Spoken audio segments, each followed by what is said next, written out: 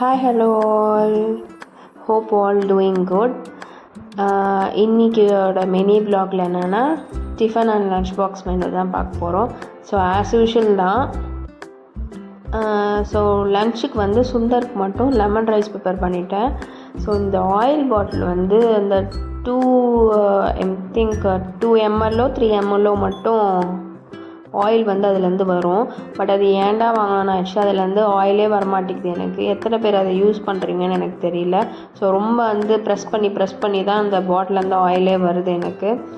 So அதுக்கப்புறம் soya chunks கிரேவிக்கு தான் ரெடி பண்ணிகிட்டு இருந்தேன். சோயா சங்க்ஸ் கிரேவிக்கு வந்து ஆஸ் யூஷுவல் தான். பட் அதில் வந்து குழம்பு மிளகாத்தூள் வந்து நான் ஆட் பண்ணிக்கிட்டேன். வீட்டில் அடைக்கிறது தான். ஸோ மற்ற எந்த மசாலாவும் எக்ஸ்ட்ரா போடல.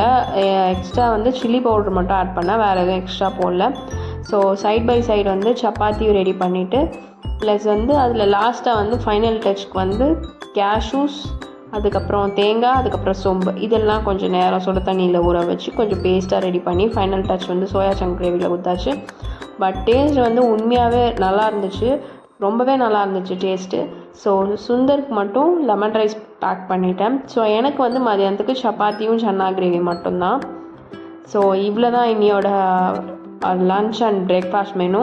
So bye, let's catch